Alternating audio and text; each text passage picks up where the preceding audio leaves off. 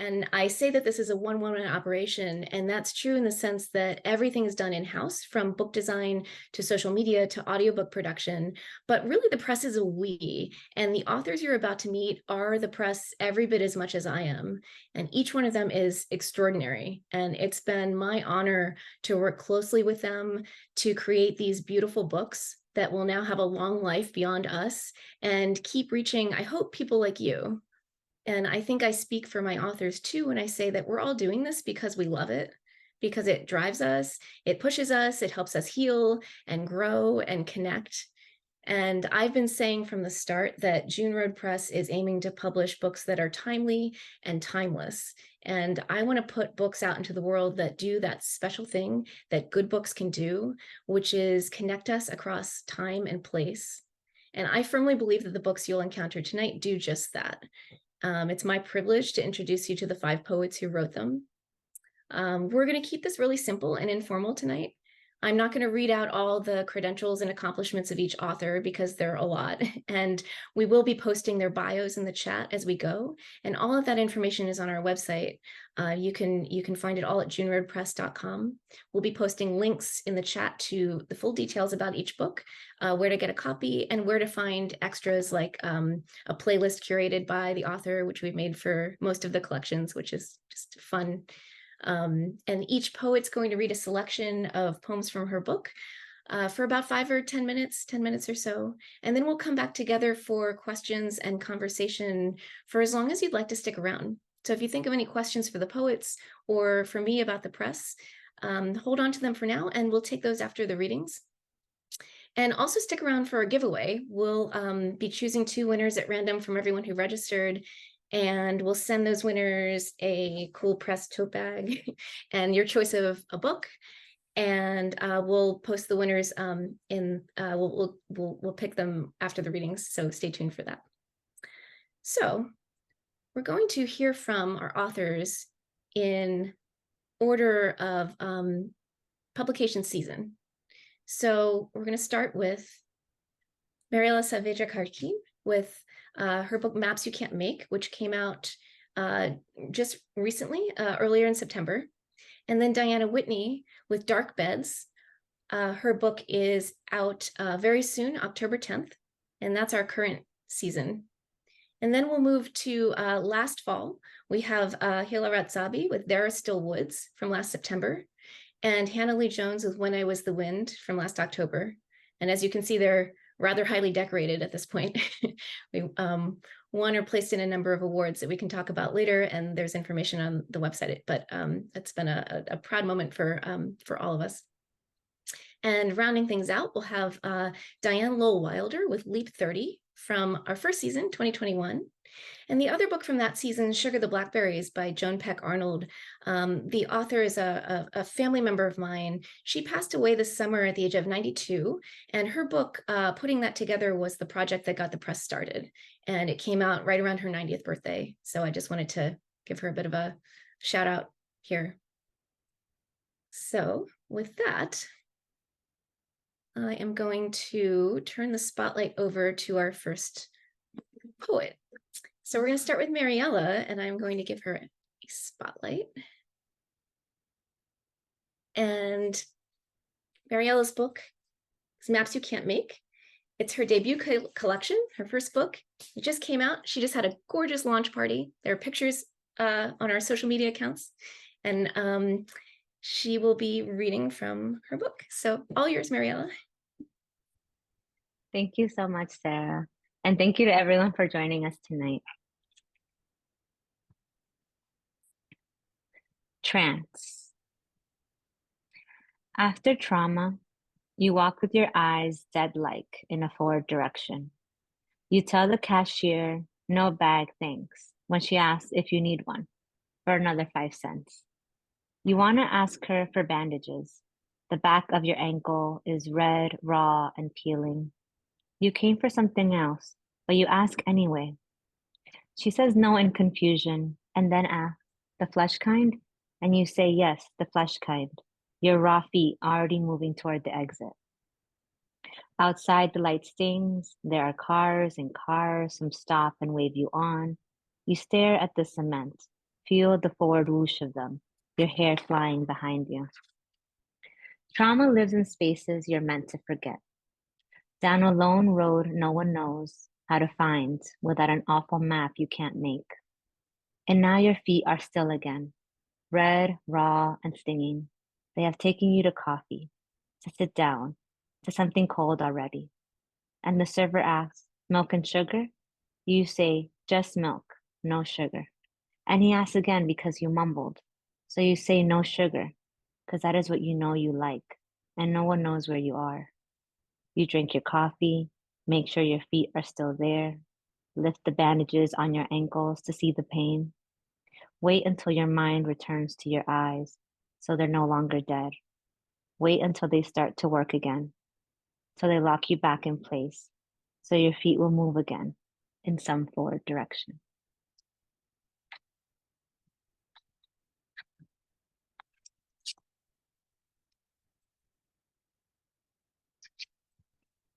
Mijito is a word we both liked because it was ours. And I don't mean ours because we never were, but I mean ours like a people. It is endearing, and we need endearing, because first, who doesn't? But we do specifically need softness where anger stiffens our necks, a constant crack on our left side whenever we turn to look, because we can't figure out how we got here, how we owe this much, how we need a lawyer for that, how our parents don't have enough, how ice cages children, why sometimes I curl on the couch and grieve. Lost loves that never were, and opportunities we didn't take. Because grief and loss are a state we live in. And when they overtake us, I sometimes want to say, let them take us. Now I know us is not really us because we never were, but I mean us as a people. Because we both know how many mommy words we need when things don't go our way, when that knot in our shoulder tightens. I say us because I was used to feeling things alone. And when you said, I like the word mijito, and I said, me too, we became more us, finally seeing ourselves in each other.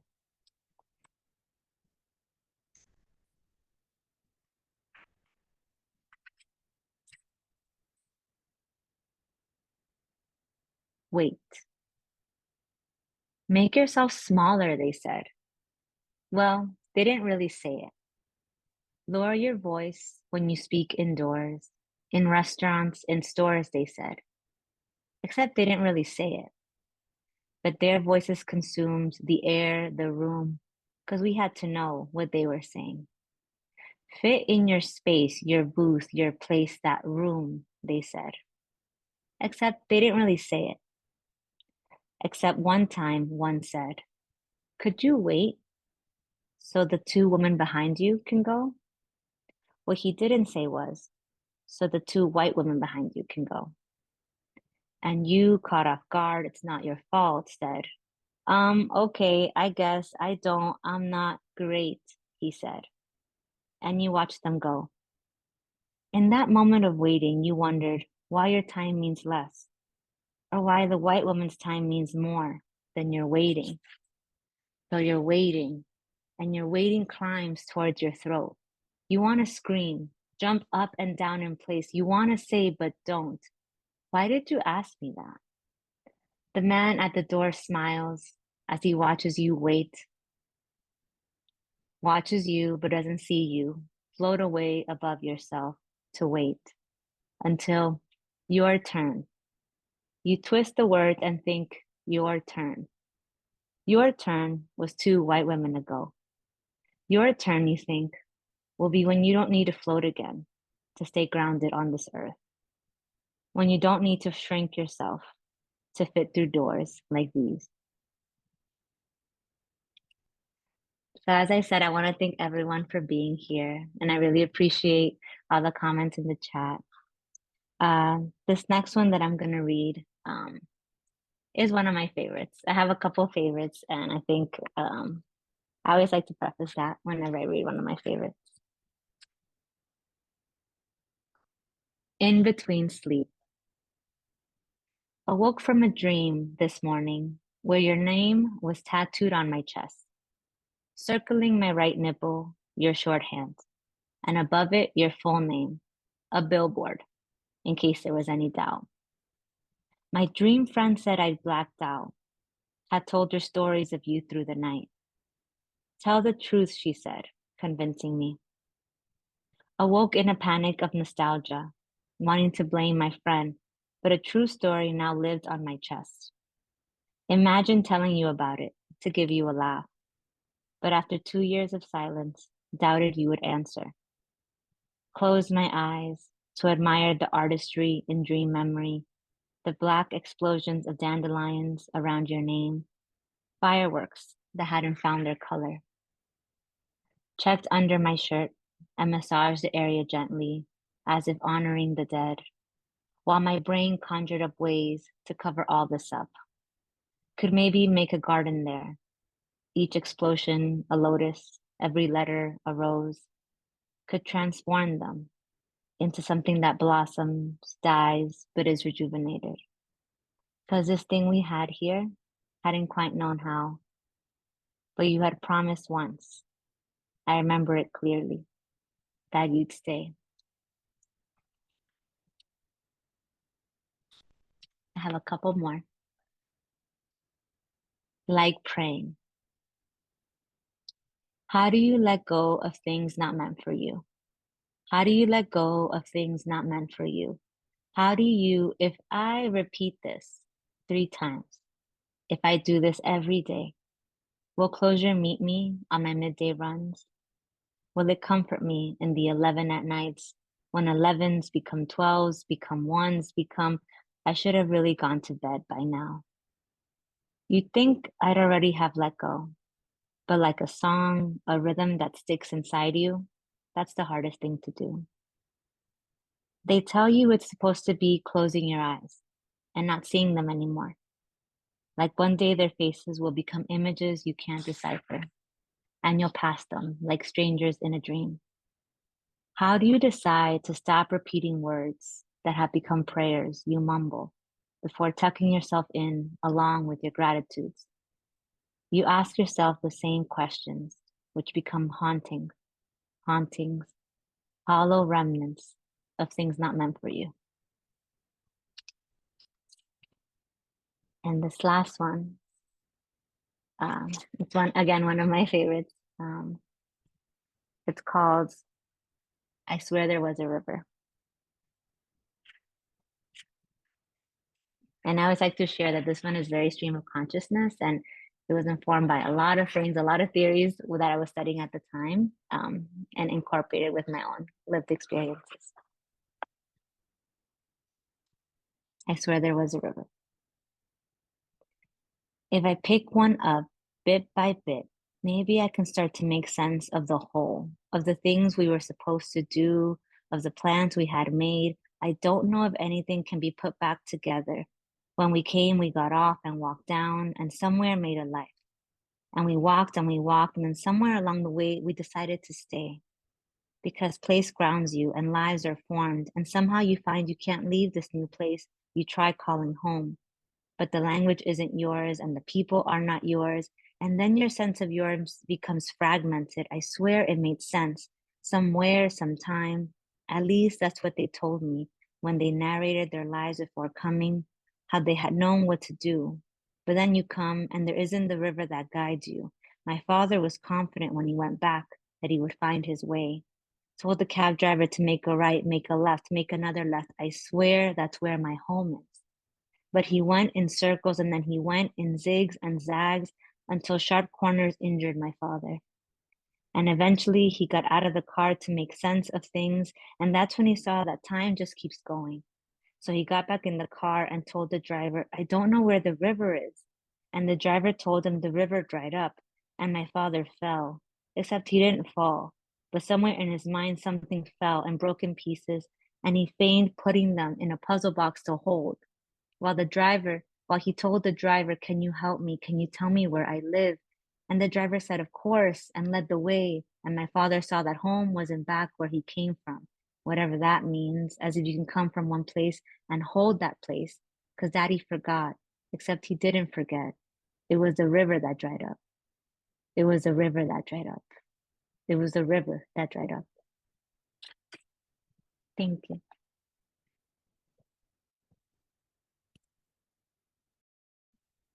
Thanks so much, Mariella. That's gorgeous. Those are some of my favorites too.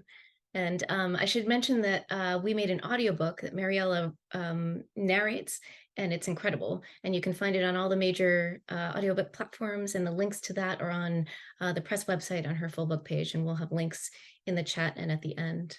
So, okay, next up we have the other book from this season, Diane and Whitney's Dark Beds, which comes out very soon.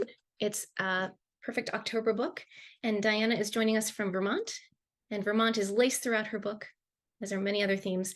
So I'm going to turn the spotlight over to Diana, and we'll hear from her and Dark Beds. Thank you so much, Sarah, and thank you, Mariella. That was such a beautiful reading, and I'm so happy to be here tonight with all of you. Poetry's really a healing place to be right now. So I'm going to start with a poem called Velvet Rocks, that if you live in Vermont or the Upper Valley of New Hampshire, you may know the reference. Velvet Rocks. That August in a cotton smock, I hoofed up velvet rocks, 40 weeks to the day, full up to my sternum with baby. The elastic band of my bike shorts rode low beneath my belly, panting like a wolfhound, cranky and hot. All I wanted was to get you out of me. So I tramped the granite switchback lined with mosses, arms swinging the humid summer forest as the sun rose higher above the valley, the river snaking between two states. How matter shifts, firm to yielding, solid to liquid, liquid to air. I'd done all my homework, read all the books, practiced my breathing, my hypno-visualization, swallowed evening primrose oil each morning, slid the golden capsules deep inside where they melted like honey to soften the cervix. And you dropped into the pelvic bowl, sunny side up, ready or not, here we come. Keep walking, they said. So I hauled you up velvet rocks to the shelter where I camped at 19, ate watermelon by firelight, a stone's throw from the tiled hospital, the mechanical bed beaded with sweat, ice cubes on my forehead as if on a skillet, your skull bearing down, your neck arched back. You were navigating the tunnel. We were digging deeper, the summer river green and flecked with amber, suspended between two states of matter, between out and in, between here and there, S-curves of current shifting, alluvial silt filtered through algae. Great scalpel, your blood, my blood, white curtain drawn tight, bright room like a boat where they hauled you in, thrashing. I didn't tell my 16-year-old that I was reading her birth story tonight, but it's good to have that poem out in the world. Okay. Torched. All the garish flowers opened in midsummer, tiger lilies yawning on the road, bordello blooms climbing over each other, bee balm, plume poppy, bronzy red and gold. I dragged the couch onto the summer porch in another careless gesture toward desire. You were the one who lit the torch with pollen, diesel, and meadow fire, cooled it with blackberries dripping juice, water pulled from an alpine spring. The cat unfurled herself on the car roof like a black velvet ribbon of longing. The hay lay knit and spun in torrid rows, falling in a blonde mess to the shoulders of the field. You coasted, slow as syrup, down the edge of my daydream. Engine purring, windows down, rusty truck of trouble come back around. Thank you, everyone. It's great to be here together. Word finding. Oh, and if you're not familiar, word finding is one of the key symptoms of early Alzheimer's disease. Word finding for my mother. 3 words we must never speak. Do you remember? My stone is do you remember? My question is a stone thrown deep into the waters of our conversation.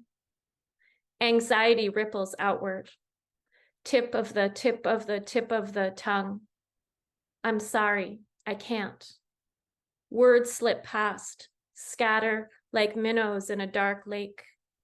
Awareness of the sense, but not the syllables. Slippery things moving in reeds and shadows. Don't hunt them. Don't grasp. Cast a net lightly, and the words swim back, finned silver, triumphant, as we row the lake again in our quiet boat, all eyes and hands. It's interesting, I stumbled over that poem. My mom, who had Alzheimer's for 10 years, died last week. And so I wanted to just kind of remember her and honor her by reading tonight with all of you. Sugar Maker. And this is a sonnet. I'm so happy to say it was published a few years ago in the wonderful journal Green Mountains Review. If you don't know it, you should. Sugar Maker. The heat lamp in the hen house burned all night, all day. The birds scratched hopefully at snowpack as you tapped the cold bark looking for a vein. Drill and hammer, freeze and thaw, lion and lamb blown raw by the winds of marriage, slush-ravaged hens huddled in plywood and sawdust. I crushed the secret like pitch pine tips, carried my fragrant hands close to my chest, waited for mud season's slow revelations, misk and murk rising from the remains of winter, first drops plunking buckets, a reminder. Sap run in muck boots, steady as rock maple, you come with your pail slopping over, sugar maker at the steaming arch, tending our dark amber. That's if you're lucky enough to be married to someone who makes maple syrup in your backyard. You get to write poems about it. One of the few things that's good about late winter in Vermont. I'm going to read one more poem, and I'm actually honored that it was featured on the Slow Down podcast from the Poetry Foundation a couple of days ago. It's called The Long Goodbye, which is what I've heard Alzheimer's called. And when I heard that, I knew I had to write a poem about it. And yeah, it's bittersweet to read this because as of not too long ago, this very long goodbye that we had in my family with my mom is over. But as Sarah so kindly told me that she lives on in this book and in my poems. So last poem, thanks for being here. The Long Goodbye. My man returns with a canvas bag of salmon, fresh lettuce, green leaves tipped with red, ripped into the maple bowl, and the fat rose fillet laid out and rubbed with oil. He wants to talk about transference, and I want to talk about weather, how April's snow falls and the flowers survive, the daffodils fold up and shiver through the storm. If there's a lesson here in patience, I don't want to hear it. At my mother's house, all the rugs are gone, so the wheelchair won't catch. Her bare floors are cleaner than they've ever been. No more pets or children, no more clutter. The strange piece of living without language or memory, the house ticking as she nods in the recliner, parting her lips for the spoon of ice cream. Her legs are two sticks, crooked in loose leggings. And my girls shoot up to 5.5 feet. And my man sears the salmon, feeds the skin to the dog, serves the pink steaks with salad in the humming mess of our kitchen. How can you savor what you have when it demands so much attention? Ticks are clinging with two legs to the grasses, sensing heat and carbon dioxide. They can feel us coming and seek out our skin. They love the warm places, armpits and groins, the crevice behind an ear. Run your fingers everywhere. Danger is the size of a sesame seed, a single brain cell, smaller. If I could, I'd make my mother walk and talk again. But what do I know of magic or redemption? Only the long goodbye. How tired we are of doing our best. Thank you so much. Thanks so much, Diana. I think about the last line of that poem. It pops into my head all the time. And I love these two books. So this is our current season, Maps You Can't Make and Dark Beds. And thank you so much, Mariella and Diana. I am so fortunate to have you as part of this little family that we've created here with the press. And definitely check out their books. We'll keep posting the links in the chat, and we'll post them again toward the end. And you can find details about all of these books on the press website, juneredpress.com. So equally astounding is our previous season. And we're going to go back now to Hila Ratzabi's There Are Still Woods from September of last year. And it won gold in the Nautilus Book Awards.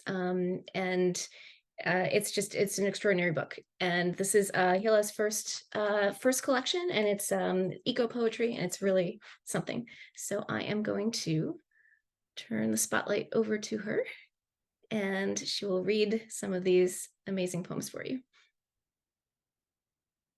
Hi, everybody. Oh my gosh, I'm just so moved by those poems. I'm like, how do I read now? Just such an honor to be reading with these amazing poets. I've read all your books, and you're just all so beautiful and incredible. And it's just so happy to be with you all. And Sarah is the best publisher and editor ever. So thank you. I'm really, really happy to be here.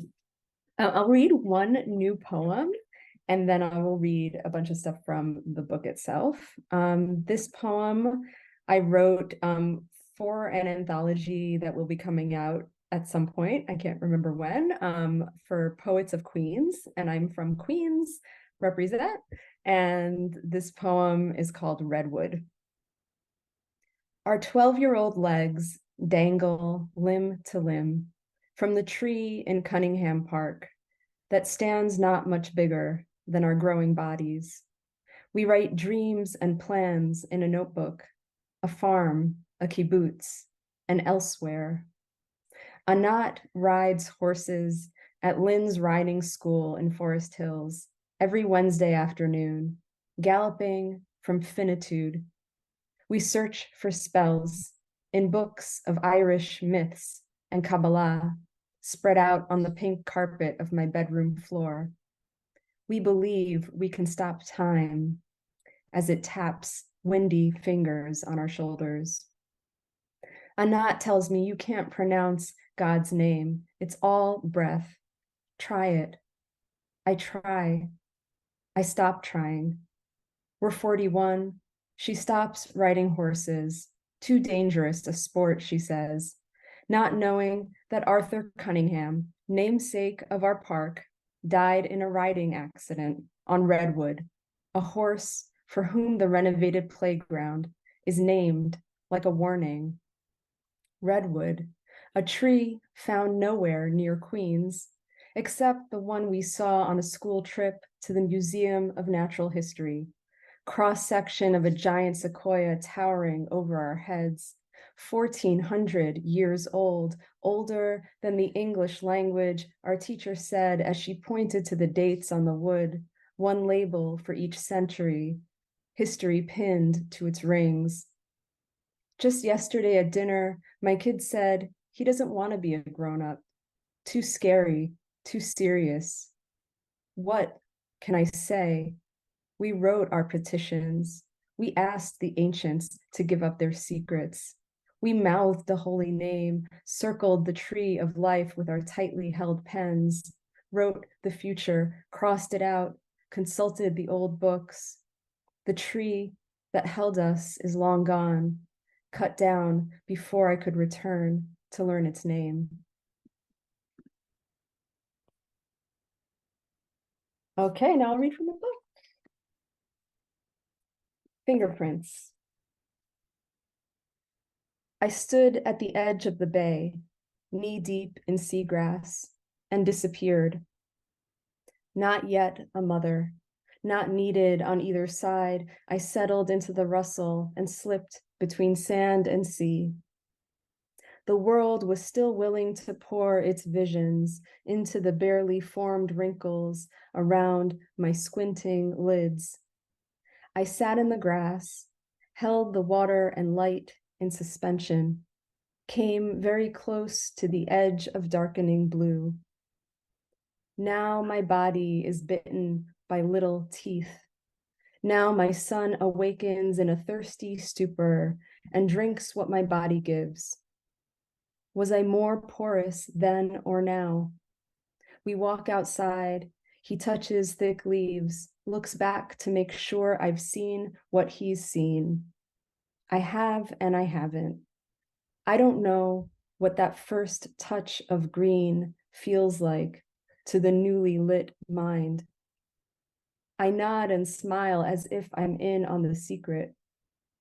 I once knew that time at the bay.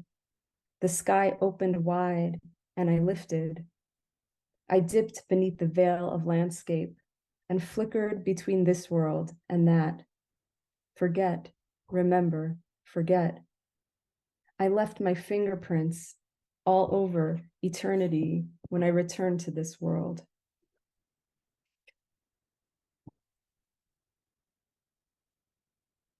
Imaginary Arctic. On the trip I didn't take to the Arctic Circle, I was eaten by a polar bear. I was pregnant and fell into the sea, and the embryo froze.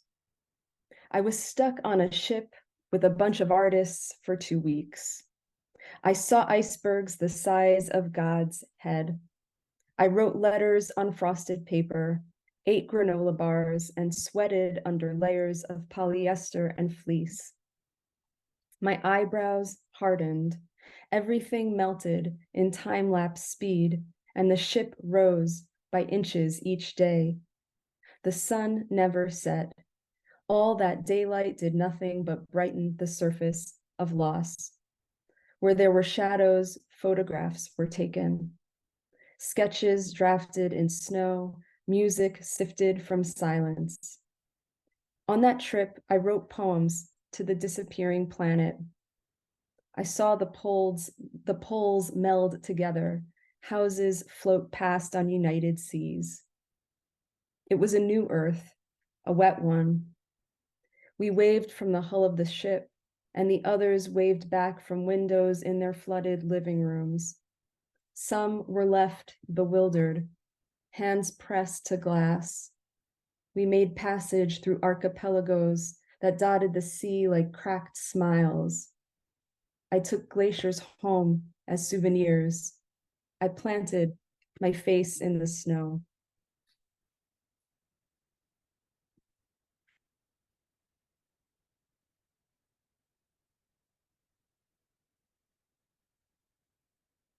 Picnic on the Moon.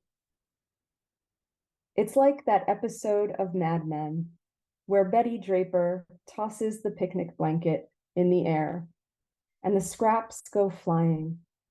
Except here, the trash hovers and doesn't drop. On the last day of our honeymoon, we reach for floating glasses of champagne, remark on mid-afternoon stars and the weatherless perfection of space. We toast over the glow of sodium and potassium atoms and the unknown others that shimmer invisibly in our borrowed air.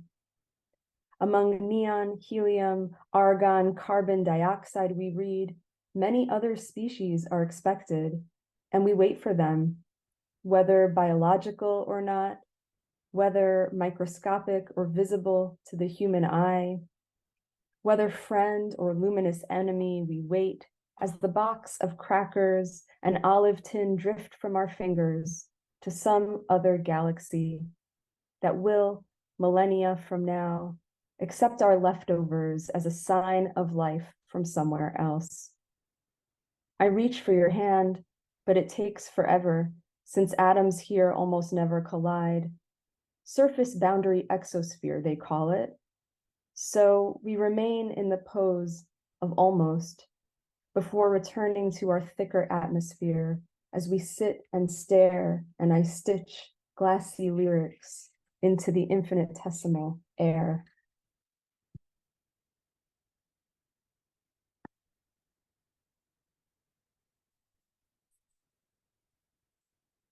Crossing the Tappan Zee Bridge the day before the end of the world. Before the waters fill the bridge's mouth, before the metal cathedral liquefies, before the bolts explode like broken elbows, before the wind sinks into the sizzling sea, before the sun looks us straight in the eye and says, I told you so, before my purse fills up with junk and I can't find my keys and the fish can't find their gills and the ghosts have no place left to haunt. Now there's a child yelling in the background.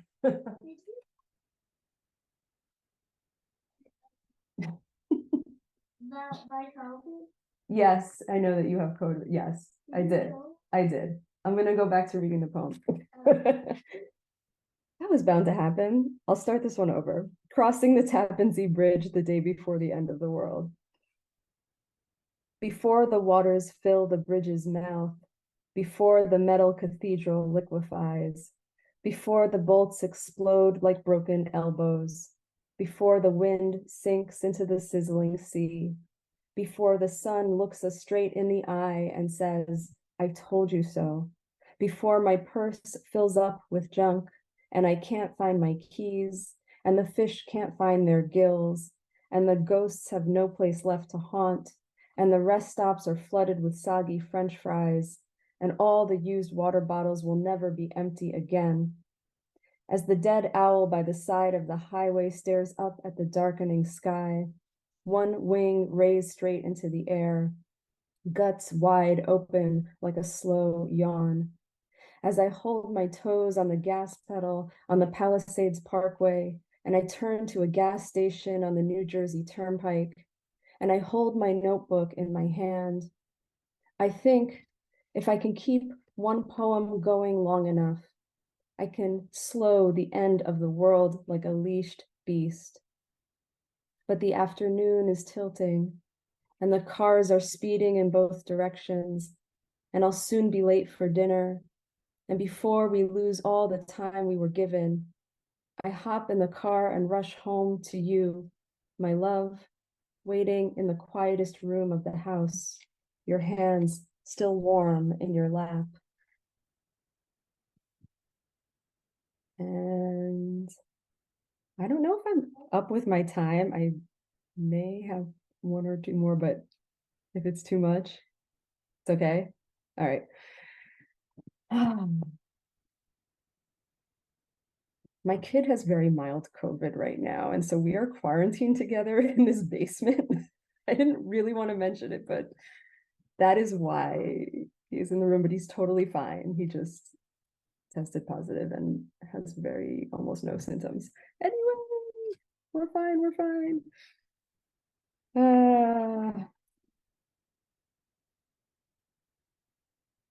Okay. And I have to find that poem. Okay. Prayer before turning on the news. I sit before the TV screen, remote control in hand. I want it to stay this way. This dark, quiet room without a world in it.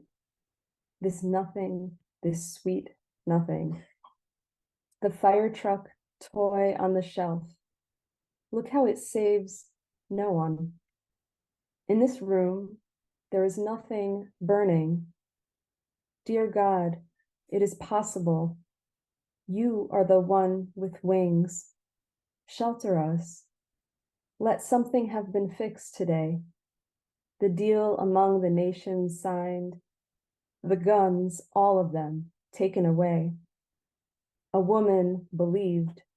A man contrite.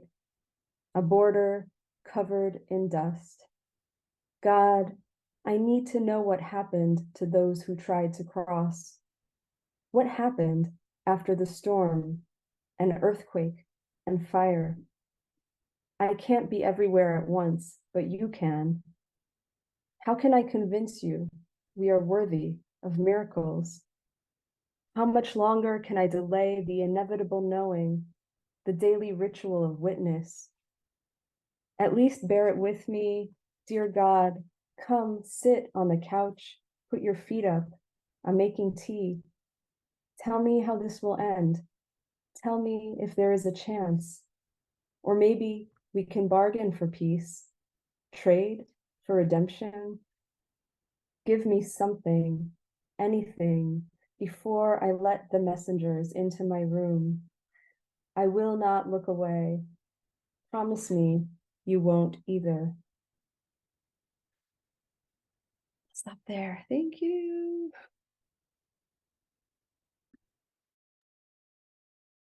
Thanks so much, Hila. I feel like a band groupie every time I hear my poets read. I'm like, oh, it's that one. Yes, I want to make requests. I love all of these books so much. So in keeping with continuing last season, we'll hear next from Hannah Lee Jones. Her book is When I Was the Wind, and this came out last October, and it's won or placed in a whole bunch of awards and was just a finalist for the Washington State Book Award, actually. So I'm going to turn the spotlight over to Hannah, who's been based in southern New Mexico in the desert and also in the Pacific Northwest. And right now she's there. So hopefully her connection holds out. And it's all yours, Hannah. Thank you so much, Sarah. Thank you, all of you who are joining us on this Thursday night, wherever you are. And I'm so thankful for you all and for poetry tonight. And yeah, this is so I'm coming to you from a hospital chapel. Today has been a brew of emotions and difficult experiences involving a family member who hasn't been well. And so I'm just here in the midst of that energy and feeling such gratitude for the chance to share my poems with you and to celebrate poetry. So my book is about journeys. So when Sarah reached out to me about publishing this book, among other things, it was just a beautiful conversation about journeys from the very, very beginning. And the journey that I was on when she reached out to me is what this book is about. So I'm going to start us off with a poem called Exile, which is about going out on a journey and beginning the journey, which, as most of us know, takes courage. So this is Exile. And when I wrote it, I was in Moab, Utah. I have chosen and not chosen this place. It loves me and is branded to me. The sand in my eye, this wind, which speaks to me only when I've lost my way. These rains that come to batter without satisfying my thirst. Each day a visitation, the long nights of animal sleep, spooling out to leave their footprints at the door like departed guests. I push onward without you. Some days the storms throw things at me. Some days I am the storm. Some nights I am the moth who thrashes around the room, painting pieces of herself onto the globe of the lamp. We know that even stones can be borne aloft on the wind, to have the ground rise up to meet them and answer. Tell me there's a place where the past can gather. Imagine me happy.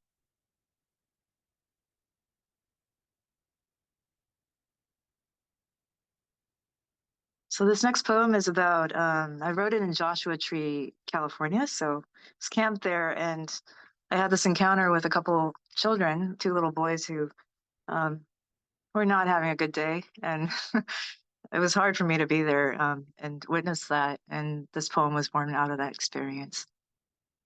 Boys, with their nonstop questions. I knew them only with my eyes and ears. All the days long they played, with wind, their only willing companion.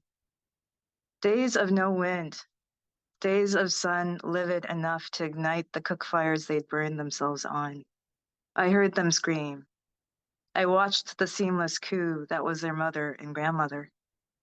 Boys in the wind, toted off by their mother to another precinct fatherless. I watched them leave. I hear them cry. And I wish I could tell them, and the girl I once was, I'm sorry there was no one to love you when you were so, so afraid. I'm sorry no one held you when you were sad.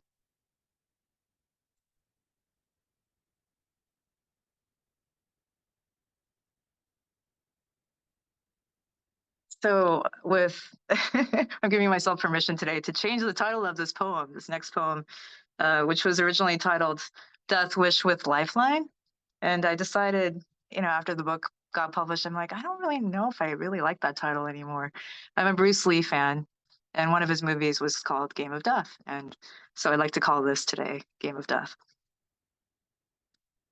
We used to choke each other, listen wide-eyed to the heart's tempo, quickening to the edges of what we could bear, signal mercy, and then switch places, give the other person a chance to see the shadows of the oaks blurring. It was one of those childhood pastimes that blew off all sense, like a rogue wind gusting you over the cliff where you've been teetering, and on the brink you say, yes, yes, to more filth and stardust, just for a second, amid sunken promises to our adult selves to stay wild, whatever that's supposed to mean. I had to get my brother out of bed today. He doesn't want to live. We rode our bikes, and I watched him hurl his flat-out roulette down a steep hill. And though he didn't crash, something crashes in me now. The ocean's breakage in your shallowest breath, calling you back to itself, back to itself.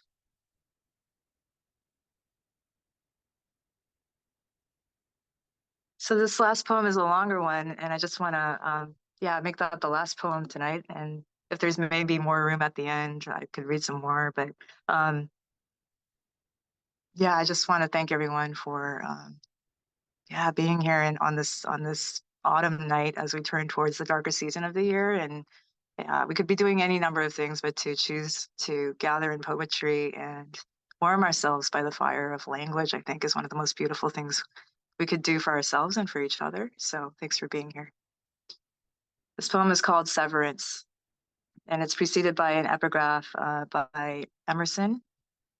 So it is with this calamity, it does not touch me. He is abandoned in that snow country after the ice broke and his truck went under, his words erased with the fuel and cargo, prey to the madness of a bridge over a floating world. What errand for a howl with no walls to receive it, one wind slamming through him, toothless and jawless, two foxes loping over a blanched desert, his tears sharpening with the nights. His wife is a prism casting blank in him as the light wanes, she who made him long for a house whose beams had not been stolen, who handed him a scripture of surrender to that cold and its plow. He moves on all limbs, as if toward a memory of split wood, the ice beneath him running to velts, its margins slashed and burning. There is an eye in this place that watches none but the invisible, in the ear heeding a voiceless breath that orders him now to go down into that mistake of salt and untie his shoes, for this ground is hollowed. For tomorrow, the woman who comes to claim him will find him buried in the drifts and shadows of that long way, her own silence deepening with the banked snow. And she will wade with him in her arms into the marshes of their spent darkness, his one secret misting from him, and listen for him, long enough to hear the wolf of him singing, his flanks on fire, his ashes sown. Thank you all for being here.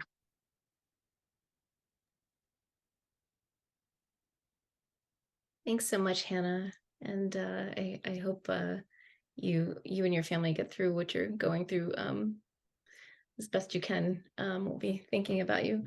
And yeah, this it's an incredible book. So if you don't have a copy, highly recommend When I Was the Wind. It's really healing for any journey that you're on. We're going to move backward now to the very first season of the press and hear from Diane Lowell-Wilder with Leap 30. Diane is also originally a Vermonter, so there's also a Vermont current running through this book, but she is coming to us from Rochester, New York tonight. And she will read from, this is her first book. And yeah, Diane, I'm going to turn it over to you. Thank you, Sarah. Thanks so much. Again, it's a pleasure and an honor to be here tonight. And I think the wonderful part about reading the last is, in some ways, it's sort of like a song that's around, and everything that you've shared tonight, I felt like a call and response. So I was actually sitting here frantically checking out what I was going to read, and I'm actually going to mix it up a little here. And I want you, all four of you, to know I'm sort of my way of thanking you for what you shared tonight. The way out. You are fine with danger. I just hug your neck thinking, this time you've returned. When the nurse is gone, you tell me that there's all the time in the world. Every memory will live on, whether we are here or not. When I ask again if you'd like to hear the story, you nod from the bed, so I start. That day, we roared and burst, consumed our provisions, sustenance for the slog. When I find you again in the deepest blue of ice, your voice becomes a cavern. The last image is always of your hand holding unpacked snow, your glove gone too. You call for my help to find a way out. I hand you a sweater that you can unravel, some threads taut, some loose. I feel you tug.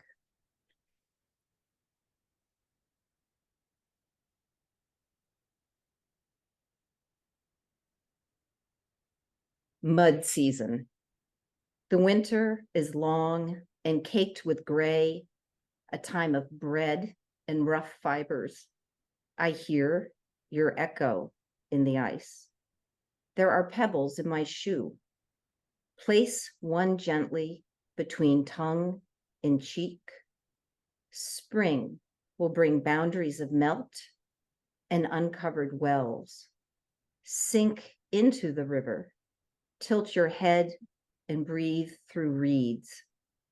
The leaves have upturned silver bellies. Imagine your thoughts rising to the surface, pale, yellow, then saffron, then gold. Signal to me when it's time.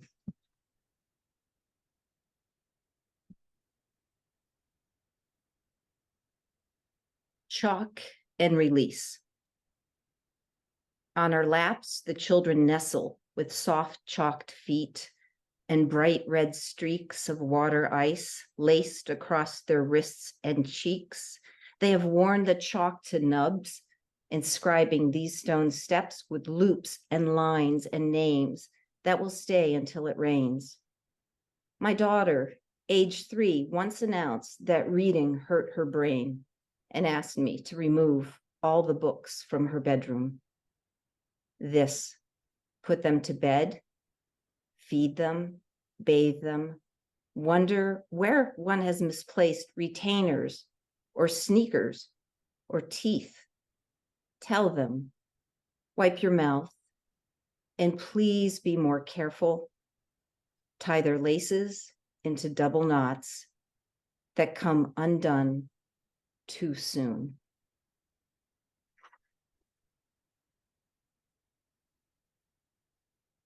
Mother fear.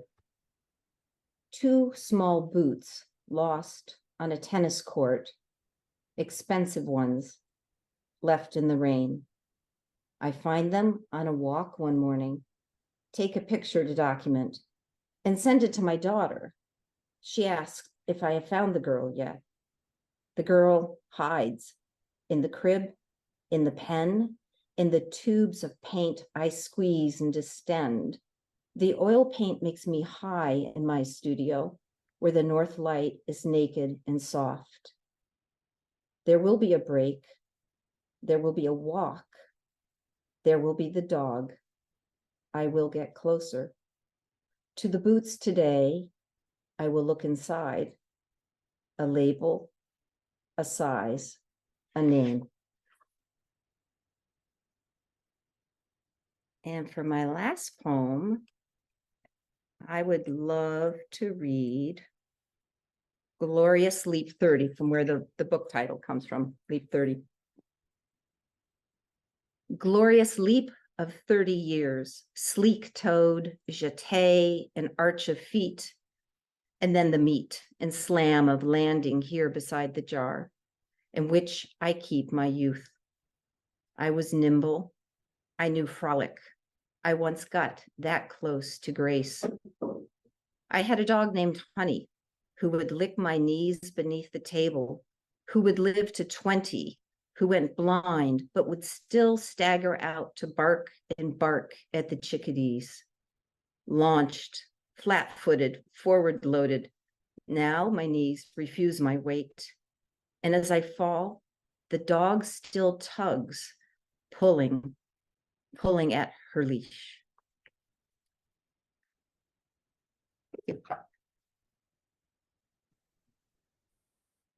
Thanks so much, Diane. This book and Diane's faith and trust in me were formative when I was starting the press that first season, and it was the beginning of was early in the pandemic, so we did a lot of it over Zoom and outside in the cold. I've got pictures of, papers spread out on the table and like the snow of us trying to hash this book together, and learned a lot, and it was a lot of fun. Thank you, all of you, for that. I love hearing you read. I love these books deeply. And we'll turn things over to, we'll collect everyone and take some questions. But first, I just wanted to run through a couple of sort of basic things. You can get a copy of any of these books on Amazon, bookshop.org for an indie alternative, other online retailers, and by request through your local indie bookstore. You can ask your local library to get a copy. You can also buy them directly from the press, which is a great way to support what we're doing at juneroadpress.com. And there's audio clips on there, links to the audiobooks, reviews, all sorts of goodies. So definitely check that out. That's also where you can sign up for our mailing list if you're not on it already. Everyone gets way too much email these days, so we only send occasional updates. And it's just, and major announcements, interesting things once in a while. And if you don't already, you can follow us on all the major social media platforms.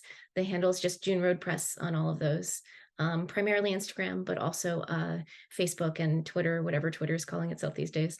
Yeah, so before we start taking questions, we should name our giveaway winners. And I think my trusty assistant, John, has randomized the list of email registrants.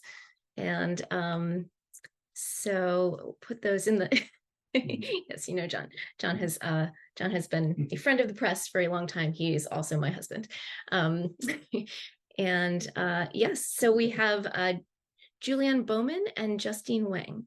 So I will be in touch afterward by email, and just think about what book you might want, and send you a pretty tote bag. These are also in the press shop. Also have some buttons. And yeah, so thanks for being here. That's just a small token of our gratitude for your support tonight. So I think going to attempt to put all of the poets in a spotlight so we can all be in conversation next. And let's see if I can make this work. My rusty Zoom skills. There we go. And if you have questions for any of us, please feel free to put them in the chat, or you can raise your hand and jump in. And let's see, is that all of us? Yes, I'll put me. And yeah, otherwise we can ask questions of ourselves or talk about anything else that anyone is interested in, about the press, anything like that. And while you're thinking about that, I had two announcements I was going to say for the end, but a couple of things to looking ahead to the coming season with the press. We will be having our next open reading period. I think this is going to be the tradition is going to be basically the holiday period. So from Thanksgiving to New Year's. And there'll be details on the press website submissions page about exactly what we're looking for, and also through the mailing list and social media when that does open. I think we'll use Submittable this year, so it'll be a little bit more streamlined. And the agonizing part of it is that I can only pick one or two books, and there's still some finalists from last season in orbit, and it's a really difficult decision. But I've been incredibly fortunate to have this growing group of extraordinary poets around this this thing we're building, and I hope to be adding to that for a long time to come, just very slowly, one or two a year. So keep an eye out for that. The other thing is that we will be at AWP again this year. Last year was our first time. Just registered for the table, so we'll have a table at the book fair. So if you'll be there, this year's conference is early. It's in early February in Kansas City, Missouri. And at least some subset of these poets that you met tonight will be there, I hope. And I will, and I'd love to meet you and chat and share some of my exuberance for what we're doing here in that context. So there's that. So let's see, I think we have a couple questions. Let's looking at the chat. So Courtney has asked Diane, the poem Glorious Leap 30, what it was about generally. Generally about aging and looking back and saying, how did that happen? It was so quick. It felt like I just jumped over something, like I just launched myself in a hop, and I was 10, and then I was 30, and then I was 60, and I just went bang, bang, bang like that. So that sense of time and how distorted it is, how quickly it goes.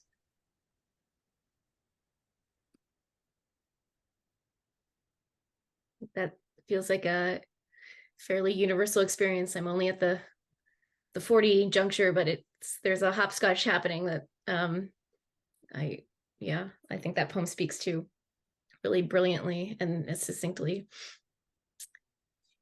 My Jenny has asked, well, I guess it's for all of us and me.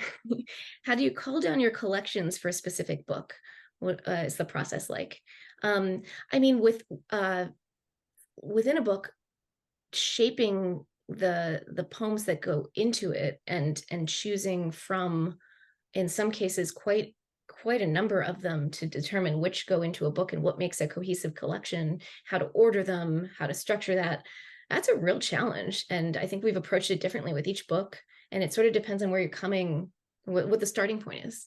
And I can let anyone else speak to this question, but I know that for, just as the sort of person who's seen that process for all of these books, it's been very different in each case.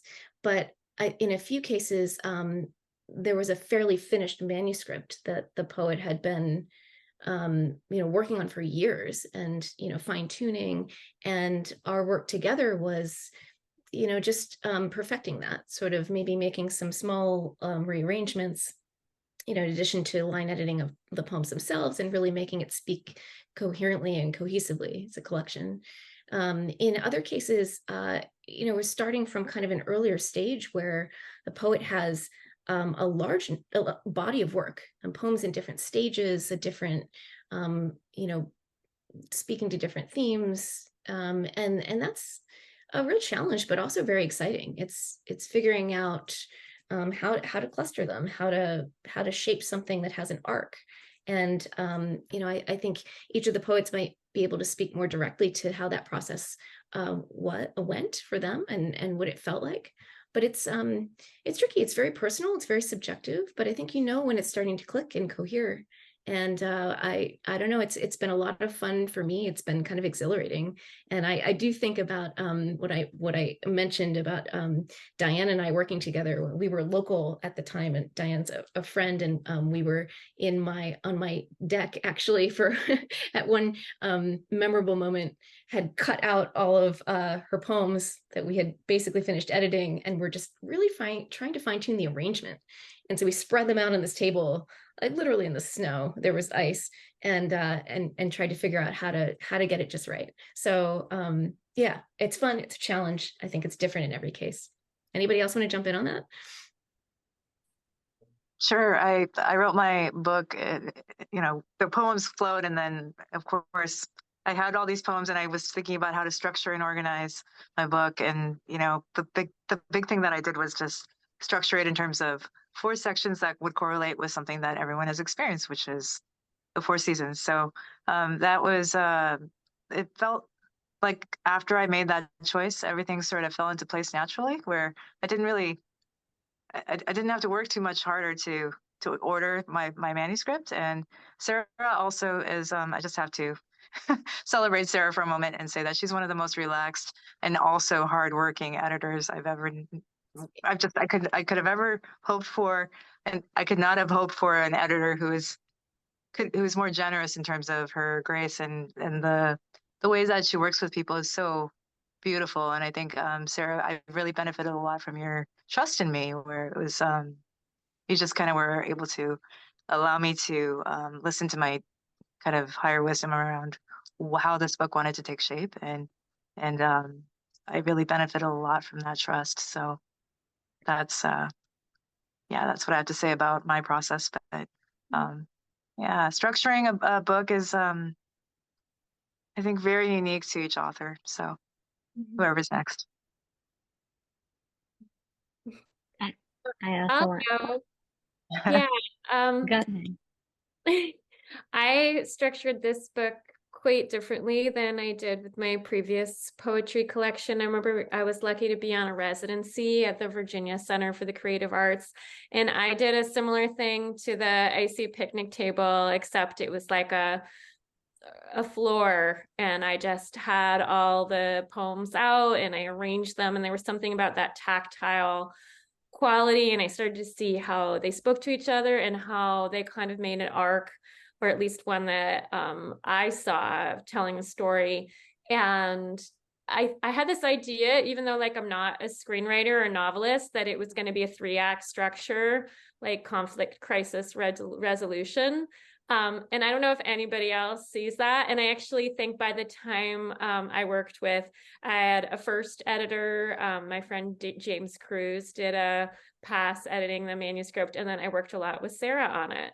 And so I actually not even sure how this version, I know a whole section of the book came out and is actually in a manuscript that I'm working on now. So it's really an evolution, and it just took a lot of patience, and I'm so glad that it's actually coming out in the world now. It took a lot of time, and I'm so happy to be here with Sarah and with all of you and with June Road Press. I see that you called me the poetry whisperer in the chat, and that is a high honor. So thank you. Yes, I just want to echo that, Sarah. You've been amazing to work with. I think in terms of my process, I think mine started definitely with more like just like a range of collection of my poems, and I think narrowed its focus when I was at a reading by another author, and Julia Alvarez, and she had mentioned one thing that really stuck with me, and that was grief is a state we live in, and that's in one of my poems. But I really captured that idea of grief and loss is in everything, and it's just constantly, we're just living in it. And so I think a lot of my work, when I started looking at grief and identity and in memory and the immigrant experience and in race in the US. And I think my mom passed away while I was writing the book. And so we think of grief and loss, that was just like an added element of that as well. And so I think that in terms of like the way it flowed, it really went from maybe more like bigger issues to very like personal to about my mom. And I think, that captures like the constant changing in our lives. Absolutely. Yeah, I think that I probably am more like Mariella, and that I had a lot of material, and I love writing. I am not the best editor of my own work, and I'm not conceiving structure and arc, what Diana was talking about was very difficult for me. And so it was a process of saying, here is all this material and here's all these key ideas that I'd like to share. And it was it was COVID time. So a lot of it was about isolation and being separated from my parents who were elderly and not doing well during COVID, and just sort of trying to navigate the universe and connect with people. And so I think the process was more like me handing, this kind of manuscript to Sarah and going, help, and just throwing it at her and saying, and running, and then she just very gently guided me back to that, and is a meticulous editor. I can't say enough about your love for words, Sarah. It's remarkable. Well, you all make it a joy, and it's been such a unique challenge and such unique fun in each case that that's one of the best parts. I mean, I love all the parts of this whole process and the press. It's even when it's challenging, it's the most fulfilling thing I've ever done. But this part in particular is really special. I love this process. I wish I could do it all the time. I wish I could publish like 100 books, but alas, I need a very wealthy benefactor or funding. But yeah. Yeah, I'll jump in. These poems were like more than 10 years in the making. And so by the time they came to Sarah, the manuscript had already been through so many different versions. And I had different poet friends who gave me helpful feedback, who read the manuscript and were like, oh, I see this arc and I see this. And when I think back, like every time I did that process, it always made sense. There was like a logic to each different way of ordering the poems. And none was necessarily wrong or right. It was kind of like, why does he only do that of course he only does that when I talk. Okay. I know, it's funny. It's very funny. So, and by the time it got to Sarah, first of all, the process, the editorial process was so amazing. The way that she helped even just pick, which ones really belonged and which ones didn't. And all the kind of negotiating in the back and forth, and even like that on the level of line edits too, was just so incredible. And sometimes rare. I mean, you don't always get publishers and editors who do that. So it was really a gift, and I just loved that process so much. And I also have been an editor for many years in other contexts. And so like on that level, I also just could see that she was the most brilliant editor. And just by the time we got to the place where we were happy with the order, it just fit, and it made so much sense. And like, it's hard to say, like, what was that, because there had been so many versions before, but like, it just finally got to the place where it really worked. And the other thing was like, structurally, like, there was sort of a clustering of poems that really helped with that process. I think I did in many of the other versions too. But in this final version, like, it really, you can see that there are these sections and clusters, and that the poems in each section really speak to each other, and then each section has something that's connecting it to the next section, whether it's an image or a certain movement or phrase or whatever it is. And so that was helpful. But it really is subjective and so malleable, and there can be so many ways of doing it that it isn't just like, fitting it into a puzzle, and it's, like, and which can be really, really frustrating if you've been doing this. And trying to make a manuscript work, because you can second guess yourself all the time, but it takes a very sharp editor to be able to help you with that kind of process. So this was just so lucky that we all got you. You guys are so kind. I mean, I feel that the feeling is entirely mutual, and each of these has been so like figuring out. I think you're right that there isn't like a right way. There can be multiple right ways to order it to when it clicks together like that. It's hard to even explain, but you kind of know it's chiming, it's clicking, it's I don't know, other metaphors, but sharing in that process and trying to like find it, let the work guide you there in a sort of organic way, for me has been just such a thrill to work together on that in each of these cases, and each is so different, and I can't wait to keep doing that with new books, but I will always treasure the experience of doing that with each of you. So thank you. That's you guys are very kind, but I've loved it just as much. We have at least two other good questions in the chat that I might throw this first one to you all.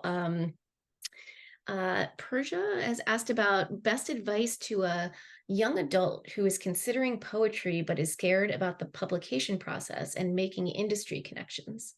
So, that's something I don't have experience with, but I would imagine, it's daunting, and trying to get initial publications in journals, and then, the even larger hurdle of trying to get a full manuscript published as a book.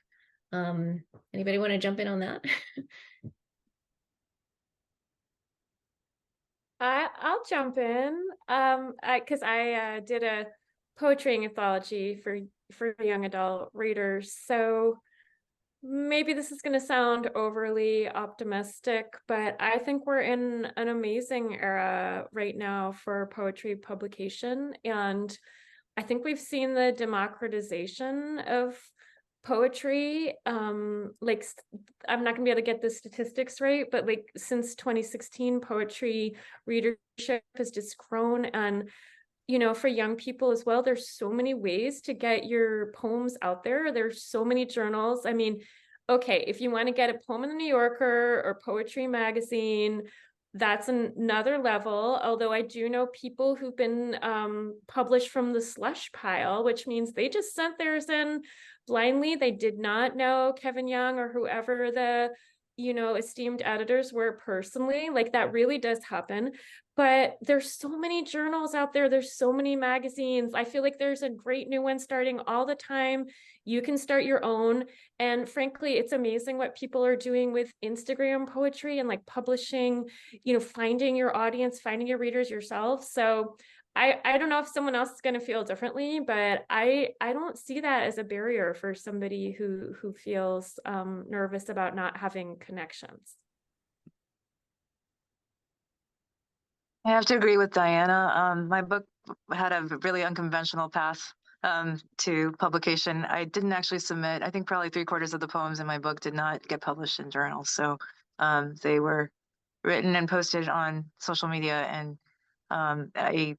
I over time have been able to grow an audience of people who are specifically drawn not to just my poems, but the ideas behind the poems that are resonating with people, and that are building conversations around the material that my poems are about. So I think I really had to trust my my own kind of instincts around where I belong and where my work is supposed to live, because I didn't.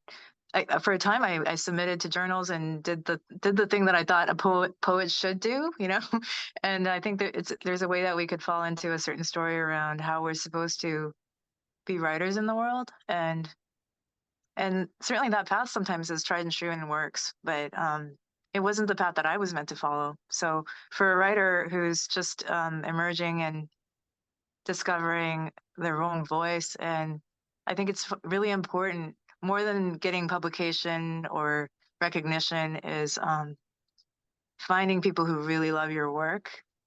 In my case, it was Sarah, and who believe in you, and who can encourage you to keep going. Because I think for me, just the love of people who really love my work kept me going, and that's everything. So yeah. I also want to suggest, as much as you can, now that we're like half post-COVID, while I'm sitting with like a COVID person behind me.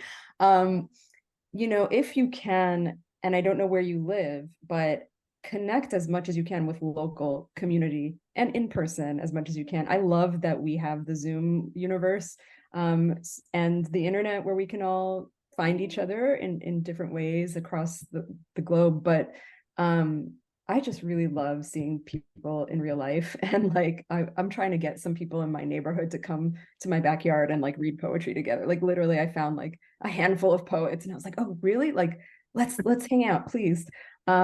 Because I'm so fed by that. And it's those kinds of connections, which I don't consider to be like connections to get you published, but connections to be part of some kind of a literary community, even if it's like one or two people or whoever you can find. And maybe it's not even poets, maybe you find some local, you know, nonfiction, fiction writers or visual artists that you want to hang out with to feel inspired by, and to feel a part of something, so that it's not just about trying to get published and having that, you know, which is one part of the experience, but also just being fed by artists and being inspired by other people, I think is so important. Yeah, I think that I was with Suppose and Eyes in Philadelphia, which is a poetry group, and I love Suppose and Eyes. They meet virtually, they meet in person.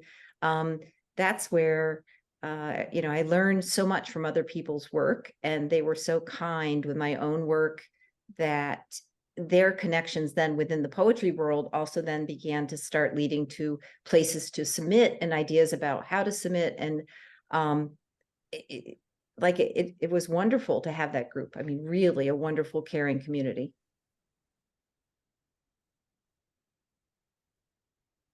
And I just wanted to add.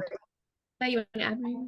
Yeah, I just want to add one final thing. I think that like I didn't pursue English and writing in undergrad, and then later in life went back to bread loaf, which I know both Sarah and I are both bread loafers or former bread loafers. And I would say, you know, whatever point, I think if you're younger, you know, in high school, you can submit for, you know, whatever in high school and any college. I think just getting your work and anything that just kind of promotes people expressing themselves is just going to feel good, whether that's in social media or whether that's in printed, like copy, is just having your work out there. And even if one person reads it, I think that just gives you some sort of affirmation for your work. And I think doing that bread loaf, at least for me, was when I started submitting and then winning prizes. And I was like, oh, wow, this is something that I kind of kept to myself. And I think allowing yourself, you know, that room to show it to the world, however small or big the audience. That's great. I think that's really good advice. Yeah. There's another great question, might be a good one to wrap up on, from Violetta. What poem, your own or someone else's, is saving your life right now? Which, you know, we have a lot going on in our lives right now, some of us in this group. So think about that one for a minute. I'll see if there are any others that we didn't get to. And let's see.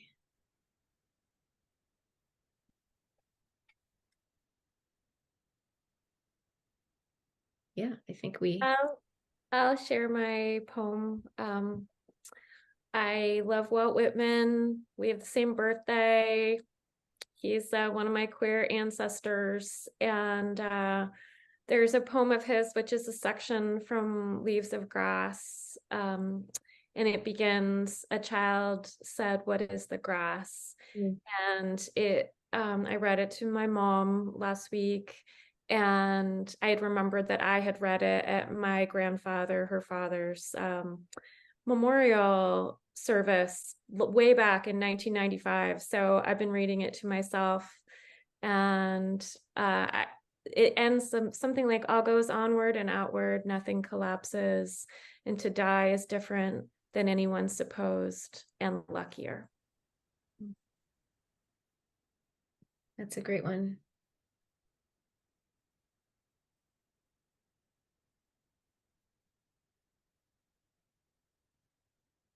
Anybody else have a good answer to that? That's a tough question, but a really good question. It's hard when you love poetry to like pick one. It's like picking your favorite kid or something. I don't think I have a favorite or one that's sort of a lifesaver, but I do know that my cousin, who is an artist from Oregon, passed away fairly young. And her death actually is what goaded me into being more serious about writing poetry. I felt like the grief I had and the anger, like I was writing it out of my system. I was writing that, and her loss and my reaction to that, it fueled my writing. So it's not an outside poem, but it's sort of like where the poetry started from originally. I have So, one. Oh, go ahead. No. I might go, Mariella, just because I'm at 5% charge now, and I might left my charger downstairs with George. So, yeah. David White's Sweet Darkness is a poem that I've been returning to lately because I am in a period of darkness in my own life. And it starts off, when your eyes are tired, the world is tired also. And when your vision is gone, no part of the world can find you. Time to go into the dark, where the night has eyes to recognize its own. There you can be sure you are not beyond love. And I'm at 4% now, so. Good use of a 1%. What was the name of that poem and poet? Yeah. He's a Washington poet, lives on Whidbey Island. He was actually a neighbor for a time, and he's a unsung poet, maybe in certain circles. Sweet Darkness by David White, and yeah, he's also taken an offbeat path as a poet, and his poems are really meant to be sung aloud, I think. Yeah, and there's certain ones of his that really stir the heart. So.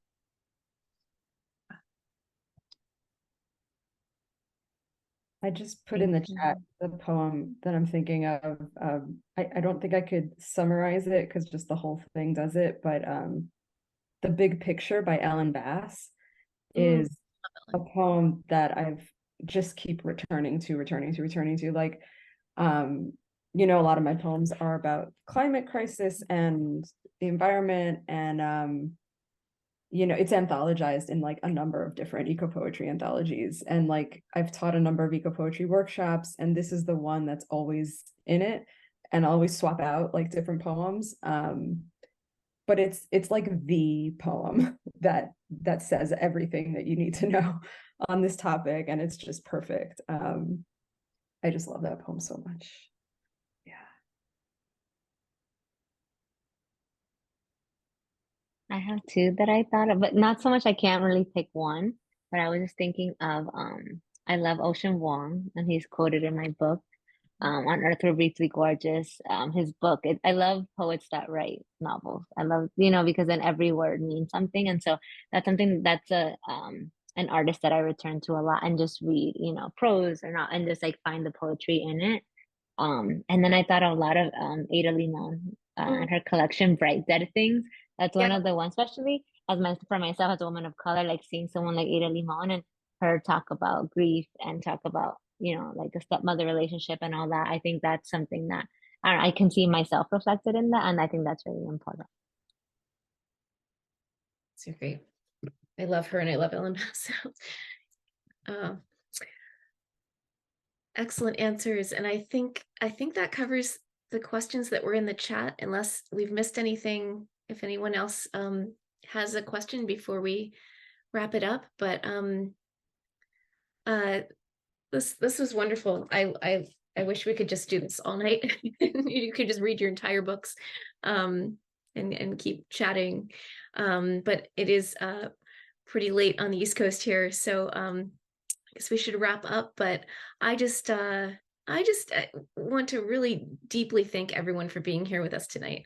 The press is a true labor of love. It's a cliche, but I keep reaching for it, and I'm just so grateful to be part of this community. I never in my wildest dreams expected that I would find my community when I started this project as sort of like a kind of a whim at the very early pandemic when we were all quarantined, and I went down this rabbit hole, and it's just been a joy.